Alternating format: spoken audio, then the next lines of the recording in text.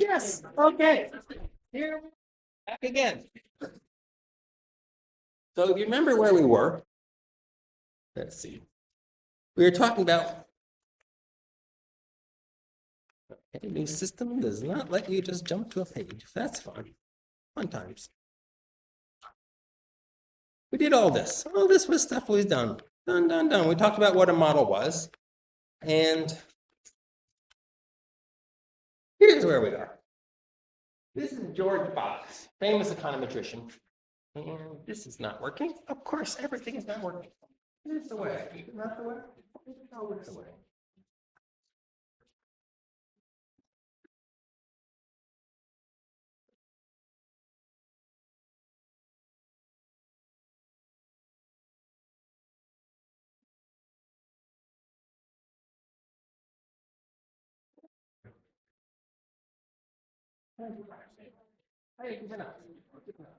That's fun.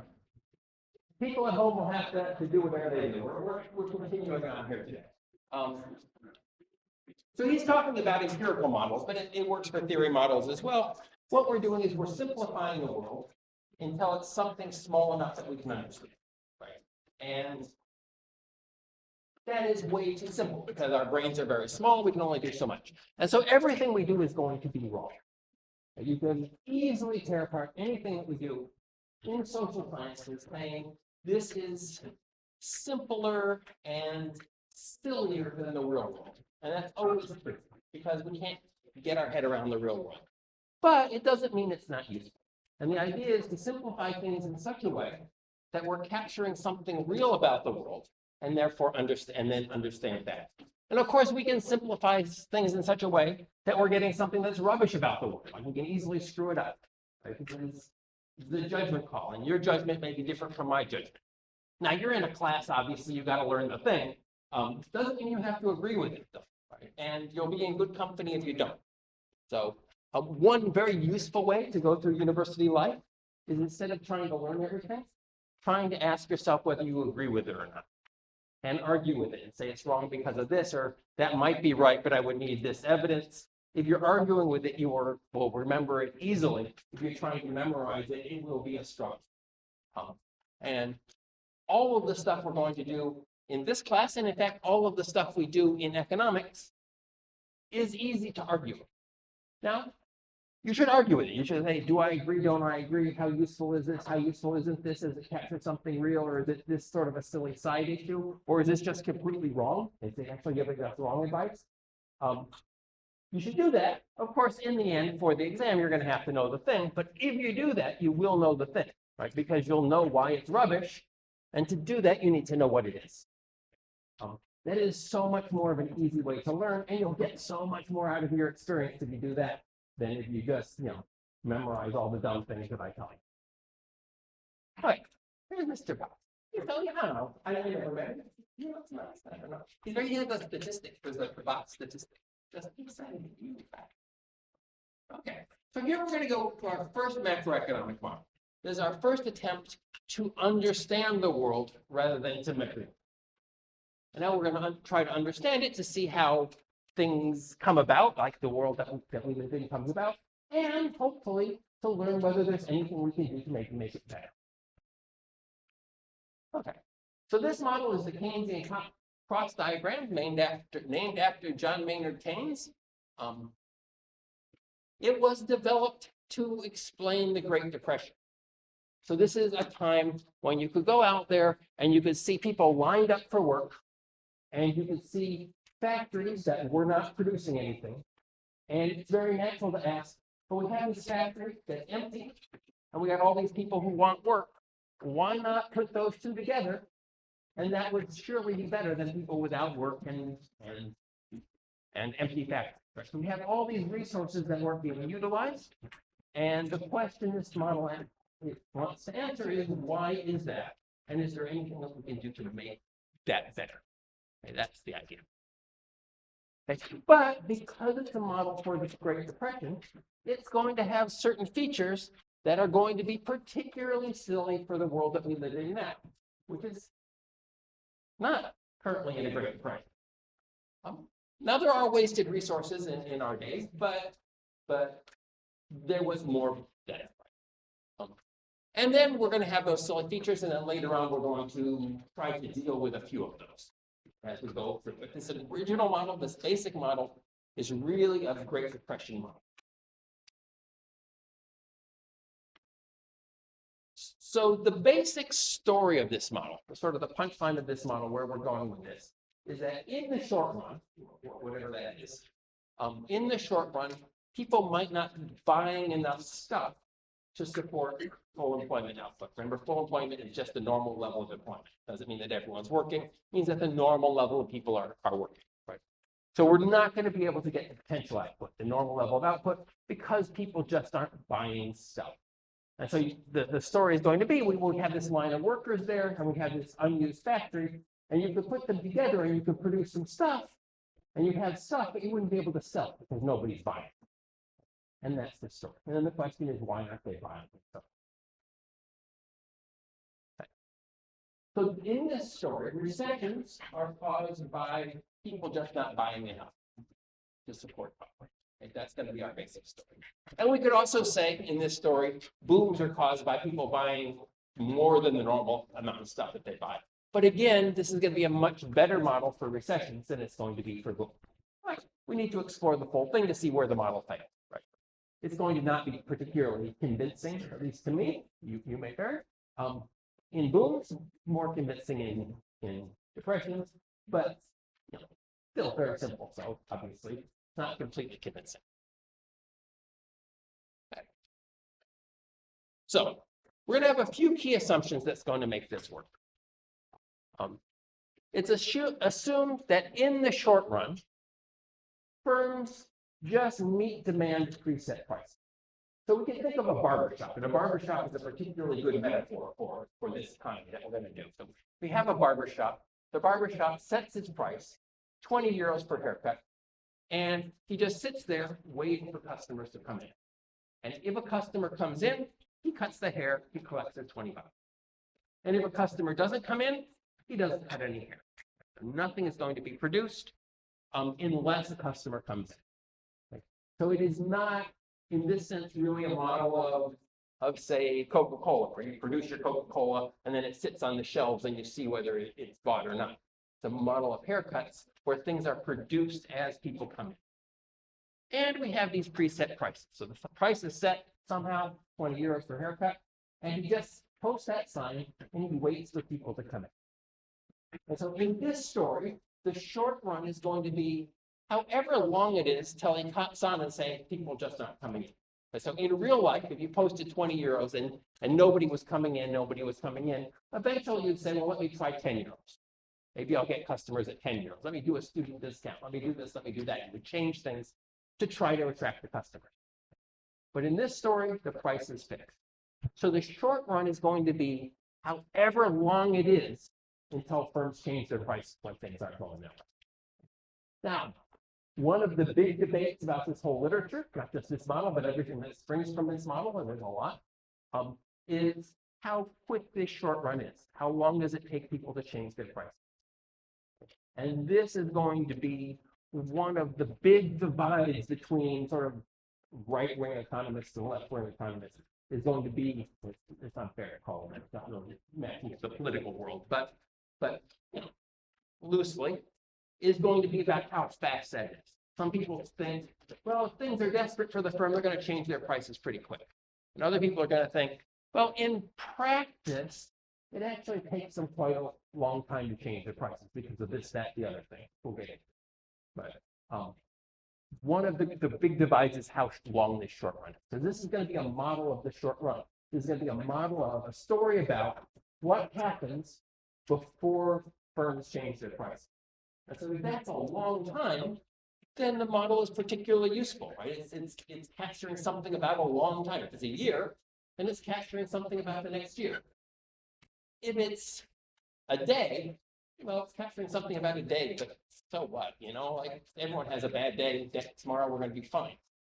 And so how long this short run is a big area of contention in the literature. Okay, but that's going to be our story then. The prices are set somehow, don't know how. Prices are set. You can see we're already simplifying reality a lot here, right? I don't know. I'm not dealing with it, not my problem. Prices got set, and then we're just going to see who comes into our barber shop. And if someone comes in, we're going to produce the thing. If they don't come in, we're not. So the story for this is a story about menu costs, what we call menu costs. And menu costs in economics are whatever costs make it so that you don't change your prices every 10 minutes. The original story for menu costs is from way before your time. This was a story way back in the day. We're talking the 1930s here, where you'd have a restaurant, and the restaurant would print up the menu, and the menu would have all the prices on it. Right? And to do that, they would have to go to a designer who would lay out the page, and then that would take it to a printer who would do a whole typeset on the machine, and then 3 weeks later, your menu would come back to you, and you could give that to people.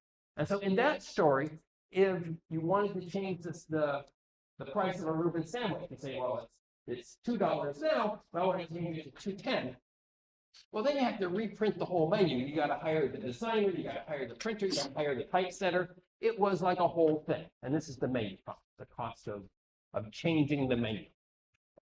And so you didn't do that every day. If your price was a little off, you'd say, well, screw it, I'm off by a little bit, but so what? Like the menu costs are big. Let me just go with the price being slightly suboptimal and live with that for the next month until a bunch of prices are out of line, and then I will change my menu, because changing the menu was a big deal. Okay.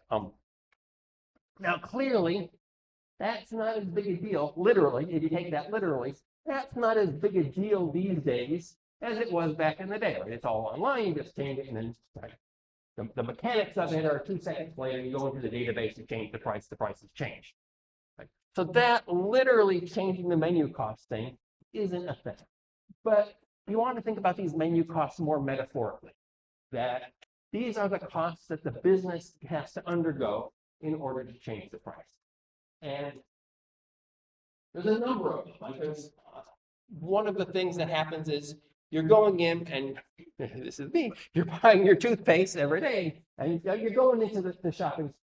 I'm going into Spar, and I'm buying the stuff, and when I'm looking, I just sort of throw things in the trolley, but when I get to the toothpaste, I look at the price. You may look at the price of something different, but just to gauge, like, what's going on with toothpaste is weird, in the sense that very big spread of prices. So I go in, and I look at the toothpaste, and every time I go in, it's €1.50, €1.50, €1.50, and then I go in and I see it's €1.75. Now, it's not like the 25 cents is a big deal in my budget, but it does tell me something's going on with this store. Maybe all these other things that I threw in my trolley were actually, they're changing their prices in goofy ways. It's sort of like an area in the coal mine for me, and I get annoyed. And the fact of the matter is, if prices change a lot, customers do get annoyed. You guys are comments too. Like, this is important to you, right? This is a big deal. Customers get annoyed with changing prices. And you know this because you bought airline tickets in the past, and you're always annoyed when you're done with that, because they're changing their prices all the time. You're always kind of pissed and feel like you've been taken advantage of every time you come out of those websites. Who knows if you got a good deal or not? You bought it tomorrow, you bought it yesterday, it'll be totally different.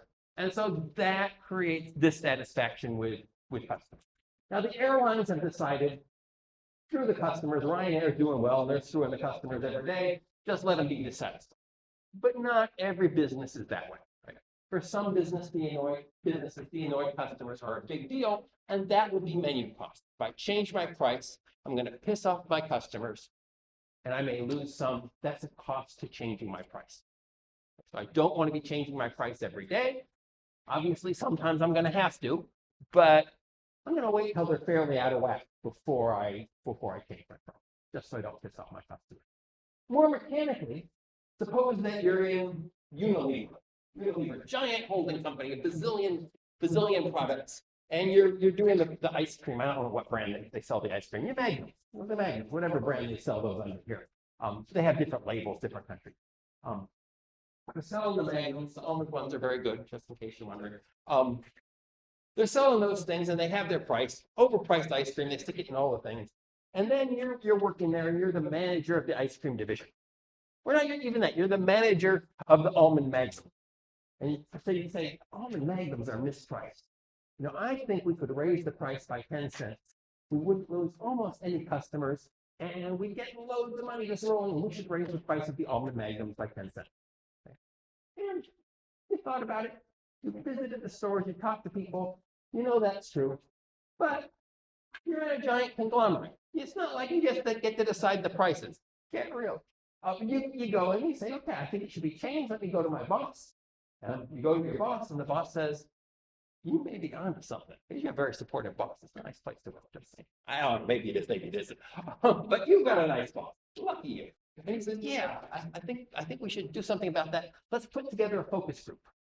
And you get together a big focus group, and you get the consultant firm in there. PricewaterhouseCoopers comes in there with their little babies to tell you what to do. And the 8 babies come and they interview a bunch of customers, and they have the blind, and you got the secret mirror, and you talk to the customers, and the customers say, I would start a murderous rampage if people raise the price by 10 cents. And the other one says, I've been dying to pay 10 cents more for years, but they won't take my money.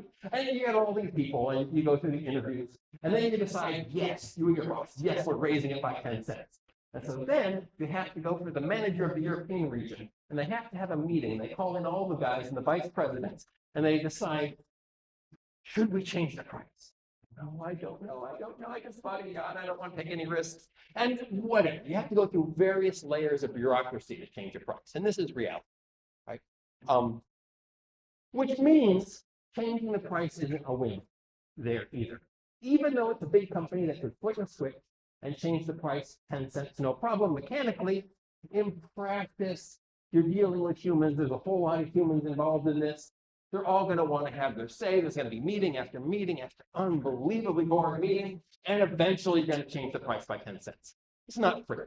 Okay? And so this is going to be our story. There's some kind of menu costs that make it difficult to change prices all the time. And because it's difficult to change all prices all the time, people don't change all prices all the time. Now, we do know for a fact that firms do not change prices every day. Right? They change them occasionally. Now, what this occasionally means is different in different firms, different in different industries. But our short run is going to be however long that takes between when they want to change their price and when the price actually changes. That's going to be our short run. Maybe it's really quick, maybe it's really long, but that's what our short run is, and this is going to be a model of that short run. Okay, planned aggregate expenditure. So this is the planned expenditure on goods and services, the amount they spend. And we know that in GDP, there's 3 ways to think about any sandwich. There's the income, there's the sandwich, there's the amount that was spent. Right? The amount you get, the amount they spent, and the sandwich itself. Right? 3 ways: production, income, expenditure. Planned expenditure is almost like expenditure itself, except it's what we planned on doing. Because now, unlike in GDP accounting, now we are going to be concerned about people's motivation. Right? Because this is a story about how the world ends up how it is. And so we're going to put people's motivations into this. Now, we're going to put them in a very simple way to begin with, and then we'll make them more interesting as we go along. But people's motivations are important to us. And that's why our consumption, investment, government spending, net exports are the way they are for theoretical purposes, is because we divided them into 4 broad categories of why people are spending the way they are. Very messy, very imperfect, but broadly, consumers are buying stuff to satisfy their current wants and needs. Firms are thinking about the future and the interest rates and all of that. And so we're going to have planned expenditure. And do we have a yeah, here's our planned aggregate expenditure. C plus IP plus G plus net exports. It looks exactly like our other one, C plus I plus G plus net exports, except now we have this planned investment instead of just investment. That's the only difference. Now we are not going to make a big deal about this, but it does help to go through why this is, why the difference between investment and planned investment.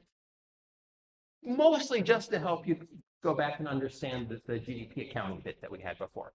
So here, we are going to be very concerned about people's motivations. Why do people consume? Why do firms invest? Right?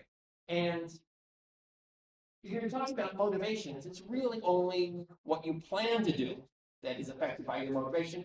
In fact, sometimes things don't work out the way you planned, but your motivation is about the planning. The motivation isn't about the randomness of life. So in particular, suppose that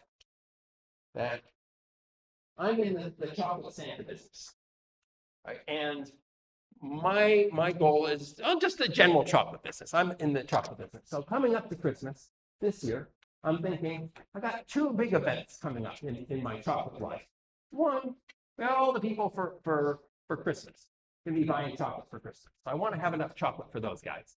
And I know just a couple months after that, we got Valentine's Day. And there's no way that I can make enough chocolate for Valentine's Day in 2 months. So I have to stockpile it ahead of time, my strategic reserve chocolate, to get me through Valentine's Day. Right? So I create some inventory. I fill some warehouses full of chocolate in anticipation of Valentine's Day. That chocolate that I bought, that I'm expecting to buy to sell later, is investment. It is an investment in inventory. So it's the firm deciding that it wants to have a bunch of chocolate in the warehouse, and we call that investment. It's produced this year, so we want to count it, but it's not sold to the final consumer yet, so it goes into investment.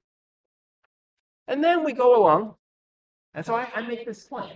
I plan, we're going to make this much chocolate that's going to be sold for Christmas, and then we're going to make this extra chocolate that we're going to put in the warehouse for Valentine's Day. And all of that goes into either consumption, if the people buy it for Christmas, or investment, if it's sitting in my warehouse. I'm going to make my plan. That's going to be planned investment, the amount of stuff that I'm planning on having in my warehouse. But of course, it could be that people just buy loads and loads and loads of chocolate for Christmas, way more than I ever thought, right? I had a plan, but it didn't work out. People bought lots of chocolate. Great for me, but it means my warehouse doesn't have as much chocolate in it as I planned. Right? So actual investment, actual warehousing of chocolate is less than what I planned. So I itself can be less than planned investment. Or it could be that I just couldn't ship the chocolate at all. People are gone off chocolate, they've gone on to other things, they're all into gummies these days. Ivan has gotten everyone to go to chewing gum clubs, and now we can't ship the chocolate anymore. And so we have way more chocolate, and our investment is way higher than what we planned. We planned to have one warehouse full of chocolate, but because we couldn't sell the Christmas chocolate, now we've got two warehouses full of chocolate. So investment can be different from what we planned, just because the firms aren't psychic. They can't predict the future either, and they're just doing the best they can. Right? We're going to be concerned here about the planned investment because we're going to be concerned about the stuff that they have a motivation over. Like this randomness of how much chocolate you sell. It's a business problem, but it's not something that we're going to be able to analyze the motivation for, because from the firm's point of view, it's kind of random. Okay. Now, we're not going to make any big deal about that. And if you go along spending your life just thinking this is nothing horrible happens to you in this class. In GDP accounting, horrible things will happen to you. Torture, horrible. Waterboarding, we have a whole class. Anyway, but nothing horrible will happen to you here. But just, I pointed out, just because it's a thing, and two, it gets you to understand a bit how GDP works, right? That investment can be higher or lower just because it's going into these inventories. The inventories are part of the investment. Okay. So it's just C plus I plus G plus net exports. And we're going to basically ignore that from now on, the IP, but it's just the planned aggregate expenditure is the expenditure, basically. It can be treated as the expenditure. You won't be off for this class. Okay. So then we need to have a motivation. Because we're telling a story and we wanted to explain how the world works, we need to start motivating our character. It's all well and good to have an Asimov type story where there's a whole lot of whole lot of technique and a whole lot of science and a whole lot of stuff going on, but all the characters are boring and they have no motivation. Just saying. But in fact, we want to motivate our people so that we can see how people's behavior affects the economy. Now, we're going to start out really, really simple. We're going to stay pretty simple the whole way in this class, but we're going to start out with the consumption problem. So the only people that we're going to show the motivation for in this first version of the model is consumers. We're going to say, why do consumers buy stuff? Okay, that's going to be our sole motivation. Later, the next model after this, we're going to start putting in firms as well. But at the moment, we're only going to have consumers. So everything in this chapter, the only people that are motivated that have agency here are going to be our consumers. And we're going to do this via a consumption function. We always tell our stories in math because math forces us to think logically. Okay, so consumption function is saying, let's take, well, in general, it's whatever tells us how much people consume. But from our point of view, it's going to be, people are going to look at their income and they're going to decide how much to spend based on their income. That's going to be our story. And people that have higher income, we are going to say that they buy more stuff than people with lower income. I don't know that that sounds controversial, but if you think on it a little bit, it's leaving a lot out for sure. Like, you know, like just in terms of you guys, right? Let's think about who that you know spends more and who spends less, right? Well, partly it's due to what kind of job they have. Right? If somebody has a job that doesn't get tips, they probably spend less than someone who's making a lot of money in tips, right? You know, some people have different work, and some people are making more than others, and the people that are making more in income tend to spend more, right? This is what the consumption function is on about. But if we're honest, in fact, the people who spend the most are the people with the rich parents, and the people with the poor parents spend less, right? I don't know. Your mileage may vary. Some people have rich parents that don't give them any money, and so forth and so on. But by and large, wealth plays a big role in how much people spend, not just income. Here we're going to be focusing on income. Okay, so here's our consumption function. C, that's consumption, is equal to C bar plus little t times y minus t. And this is going to be our story. Doesn't look like a story, looks like an equation. But this is our story about how people decide how much to spend. Okay. So let's ignore C bar for a minute and just look at and pretend like t is 0. So capital T is 0. So that means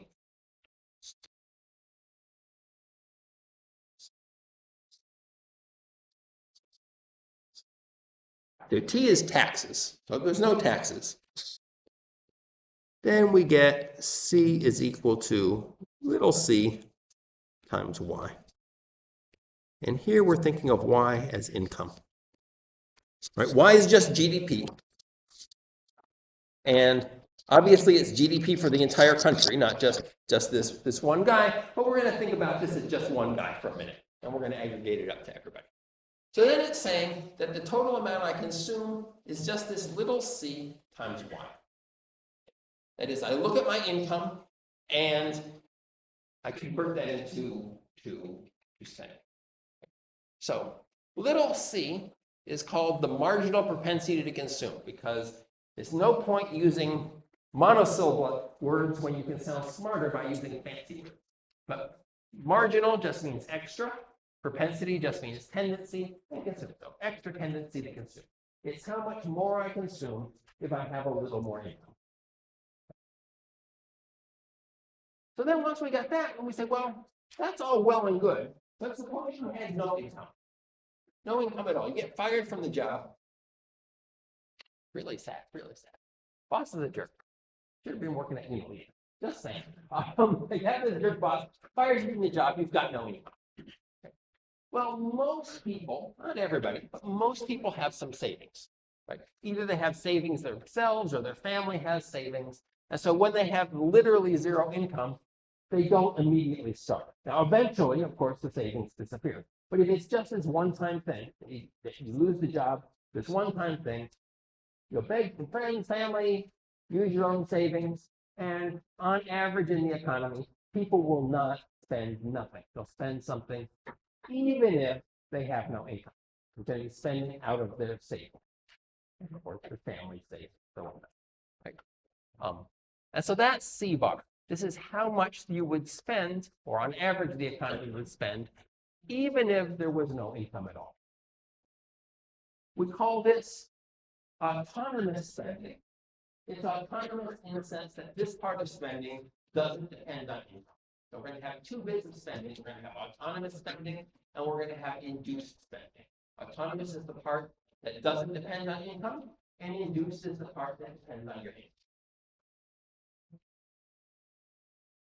Okay, so let's leave the tax at zero, forget about the tax for a minute, and say, okay, here's our function. And then as we get some income, we're going to increase our consumption. That's little c, this marginal propensity to consume. And our story is going to be that when I get a little more income, I'm going to spend some of it and I'm going to save some of it. Which means that little c, this marginal propensity to consume, is going to be a fraction. That is, if I get one more in income, I'm going to say spend 95% of it and save 5%. So little c would be 0.95 in that case. And you should be thinking about it in the terms of 0.9, 0.95, something like that. Now, in principle, that doesn't have to be true. In principle, I could get a little bit more money and spend more than that. It's easy to tell a story, right? So suppose I'm saving for a car, and I've just, I need my 20,000 euros for my car, and I'm almost there, and I get, if I'm not buying anything, I'm putting it in the bank, and then I get a raise at work, and I get an extra 1,000 euros at work, and all of a sudden I spend 20,000, right? In which case my marginal propensity to consume there was 20. I got 1,000 euros, and I spent 20,000 more. Easy to tell the story, and for a human, that's entirely plausible. But we're going to be thinking about this as the economy as a whole. And on the economy as a whole, we've measured it a zillion times for all kinds of different economies. On average, it's always a fraction. And you think Japan, famously measured at 0.8 or something, they saved a lot. But it's a fraction, right? That is, you get a little more income, you spend some, and you save some. Okay. Now, initially, of course, if your income was zero, you were spending out of your savings. And so that just means that if your income goes up a little bit, you're still spending out of your savings, but not as much as you were before. And then if you get rich enough, you get high enough income, you start to actually save, adding into your savings, and consuming a little bit. People with me here? And then the taxes, that's just whatever the government takes. And we are going to assume, just to make our life easy here, that taxes are something the government just takes. They come and say, give me 1,000 euros. We know in real life that's not quite true. In real life, they base the amount of taxes that you have to pay, partly on your income, partly on your spending habits, et cetera, et cetera. But here they're just going to say everyone pays us 1,000 euros. This is just to make our life simple. We will come back to that later. This is actually important thing about the modern economy. And so our story is like, okay, he threw in taxes, that's fine. But that is actually telling a story. This is a story about the motivation of consumers. And this is saying consumers, they spend based on their current income, the income they're getting this year, and not the income itself, but what they get after tax. So they're not fooled and saying, I'm getting paid 50,000 euros and the government comes around and takes 20. The consumers know that they're only going to get to keep 30. Like they're aware of these taxes and they take them into account when they're deciding how much to spend. Reasonable, maybe true, maybe not in real life, but that's our story.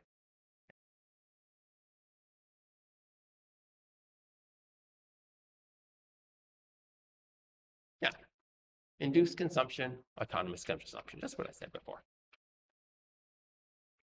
One thing I didn't say before is this autonomous consumption is something that we're not modeling here. We're not motivating it, but it really does depend on a lot of things that that we can pin down. We can tell a deeper story if we want to, and we're going to tell it loosely here. That is, this is the amount that you would spend even if you had no income. So clearly that depends on your wealth, right, or your perceived wealth. If you feel that you're really, really rich, like you just won the lottery last year and you're sitting on a giant bank account, even though you have no income this year, probably still going to spend a lot. And if you got nothing in your bank account, then you got very low wealth, zero wealth, you're not going to spend very much, right? And so this is something that is going to vary a lot depending on how much wealth people perceive, right? How much wealth they think they've got. And this is important for us because sometimes, for example, you have a housing crash. And so everyone's going around, lots of people own houses, they think they own a house worth $500,000, they feel rich. There's a housing crash, all of a sudden they realize they only own a house worth $250,000. And so they feel less wealthy. They're living in the same house, but they feel less wealthy, and so they're going to cut back their consumption. Okay? Because autonomous consumption is going to fall, even though they got the same income they had before. Same thing if you have a stock market crash or something like that. Stock market boom, everyone starts feeling rich, and all of a sudden they start spending, autonomous consumption changes. So autonomous consumption certainly can change over time. We are not going to have a formal story here about what changes it, but it clearly is something that does change. Consumer optimism is another thing. Suppose that I think, delusional, totally delusional, I'm going to be promoted to professor next year. That'd be so rich. You guys, I won't ever show up to class never. I'll be so rich, and so I think that next year is really great for me. I'm going to start spending money now. There's no need to save because next year I'm going to be rich. I'm very optimistic about the future. Autonomous consumption will be high. Same income, got the same lecturer salary I always had, but I think next year is great, and so I'm going to spend a lot now. Likewise, if I think, oh, next year is going to be a disaster, all the economists are going to be fired, totally replaced by AI, and I'm going to be out on the street just writing prompts all the time. And so I will be out on the street, and I had to train for it. You don't just get into writing prompts overnight. You have to work at it. Anyway, so I'm going to be out on the street next year. Well, I better save a lot this year, right? So because I'm pessimistic about the future, and nothing happened today, everything's the same today, but I'm pessimistic about the future, I think next year's going to be crap, then all of a sudden I'm going to stop spending now. Because next year's going to be rough, I better have something in the bank.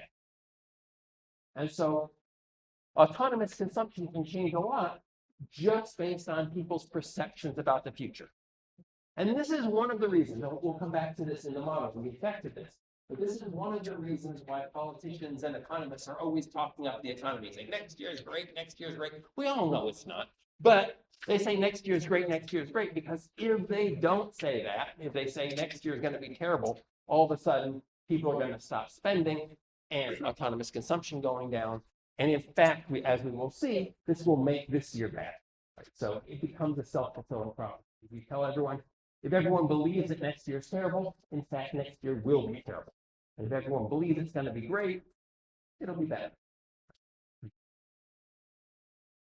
So we get lied to a lot. Okay. Okay, marginal propensity to consume, we talked about that. Importantly, just to come back to it, marginal propensity to consume, we are going to assume is greater than 0 and less than 1. This is going to be crucial for our story. That is, if you get a little extra income, you're going to spend some of it, you're going to save some of it. That's the idea. Doesn't have to be true, but is in fact true for economies as a whole every time we measure. So this is one of these assumptions that's theoretically dubious, but practically no problem at all. In the sense that you can tell a story where it wasn't true, but that story certainly exists in reality, but not for aggregates of people. It exists for individual people, but when you add everybody up, on average, it's less than 1. Okay, so here I've graphed the thing. Okay. And so how do we understand this graph? So here on the x-axis, I put disposable income, y minus taxes. And here, consumption. So if we have no disposable income, no income at all, we're still going to spend some, right? And so we want to think about this as the independent variable. That is, This is something that might be high, might be low, God only knows. But given that, the graph is going to explain consumption. Okay, so we don't know where income comes from at the moment, but we're going to say, give me this guy's income, give me this economy's income on average, and I will tell you how much these people consume. That's how we want to think about this. So if we have zero consumption, they will still consume something. They'll be spending out of their savings. I'm sorry, if we have zero income, they're still spending out of their savings. And then, if they get a little richer, they are going to increase their consumption. That is, if we go up from zero income to 1,000 income, they're going to go up by C times 1,000. So say 900. So if they go up, if their income goes up by 1,000, their spending will go up by 900 if marginal propensity to consume is 0.9. And so the slope of this thing is the marginal propensity to consume. How much extra you spend when you get a little bit more income. So you can give me any income. Given this story, we can tell you how much the guy consumes. Okay. Importantly, because we assume that marginal propensity to consume is less than 1, the slope of this thing is less than 1. It's not a deep insight, but it's an important insight that we're going to use going forward. So here's some real consumption. And obviously, we've got a pretty sparse model. We don't have a lot going on in it. But it is not as bad as you would think. Like if you take it to the data, it is not, it's left out loads of important things, but it is not ridiculous either, right? Things look more or less straight lining here. They're not exactly straight line. Other things happen for sure, but as a first pass, very silly model, really oversimplifying the world. It is not nearly as bad as you would think it was. Right? Obviously, real consumption is more complicated than that. You've got motivations, I've got motivations. There's people trying to sell us stuff. Like all kinds of things are going on, but we're not a million miles away either. And you can decide like whether it's good enough for government work or not, but that's our stuff.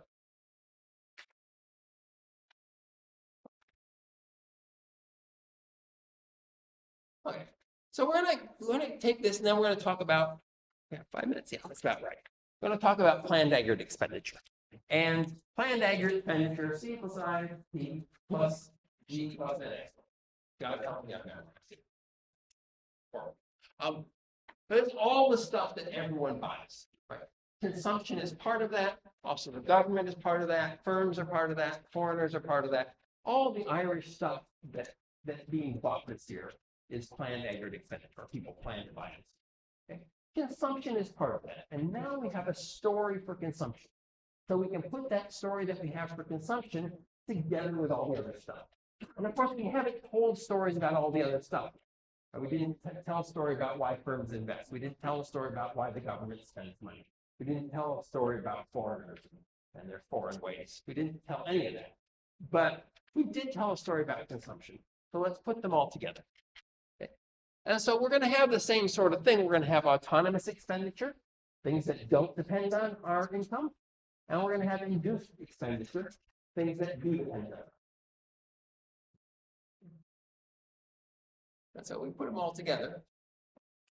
Here we go. Y is equal to planned aggregate expenditure. Okay. I am going to leave it here. So I want to do this slowly. I want to walk you through this, and we only have a few minutes here. So I'm going to leave it here, and I will see you on Thursday. And you'll get eventually a very bad video.